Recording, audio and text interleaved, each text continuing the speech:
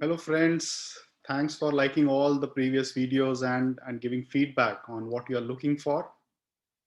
So today I am there with one of the not so critical but definitely good to know topic where there is no tax impact, but definitely there is a impact on how you report those elements in your VAT return. So which is when you export goods from designated zone, should be qualified to be an export or out of scope.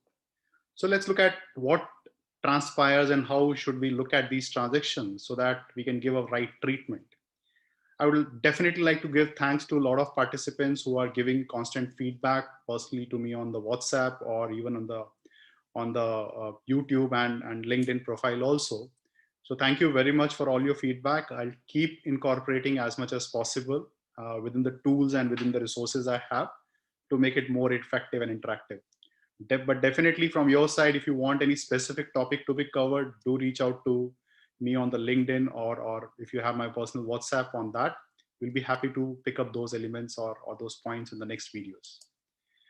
Now, before we uncover the question, let's understand the definition of designated zone. Why I'm picking up this definition? Because this gives a lot of connecting points which are relevant and how we treat the transaction at a further end. So the law has clearly defined what is designated zone. I'll give a very simple snapshot. It talks a area which is anyway approved by the cabinet from a UAE perspective.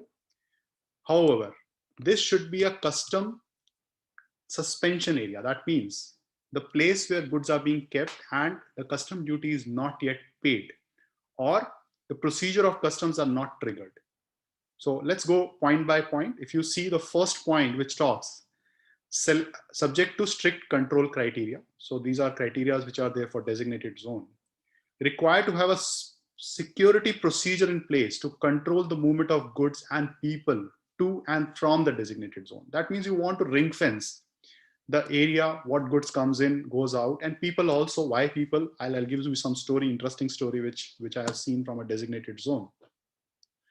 Are required to have custom procedures to control the movement of goods into and out of designated zone. So that means we are putting up a custom procedures that whenever goods comes in, there should be a custom records updated. Whenever goods goes out, there should be a custom record updated and treated as being outside the territory of UAE for VAT purposes for certain supply of goods. So this is what is called as designated zone.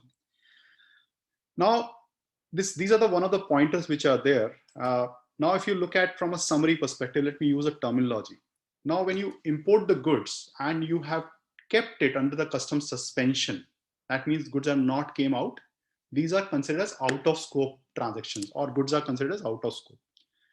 So let me use a complete analogy which I have written. Goods under customs suspension should be treated as goods sold from designated zone and hence generally are categorized as out of scope. We'll look at example and we'll look at the scenarios also, which will transpire to. However, within the custom or within the designated zone, you can have goods which are already custom paid, or the goods have never moved into custom suspension. Now, when these cases can happen, let's say you imported goods or you purchase goods from the mainland. So if you purchase goods from mainland, these are supposed to be either custom paid items, and hence these are not at all moved to custom suspension. So if you have not moved the goods to custom suspension, we should always treat the sale which is happening from designated zone for the goods where custom duty is either paid or not moved to custom suspension as export of goods. So I'll read the whole analogy or the whole term which is used. Goods where custom duty is paid or on purchase from mainland are not moved into custom suspension, are generally not treated as sales from designated zone and should be considered as export of goods. So this is a very critical factor or a very thin line which you need to look at. Now let's look at example. So what I did, I put up three scenarios which can help you look at each scenario separately. So this is the first scenario. Let's look at any movement transfer of goods within custom bonded area which does not attract VAT in the same designated zone. So if you are transferring within the designated zone, that means, let's say I'm talking about JAVZA free zone. So if you are transferring from JAVZA one company to another JAVZA company, it will not be a vatable transaction, and hence it is considered as out of scope transaction. Subject to condition need to be looked at. Custom duty is not paid. That means goods are still in the custom bonded area. So the custom bonded area is very important to look at for these transactions. Let's look at a second scenario. When I move goods from one designated zone to another designated zone.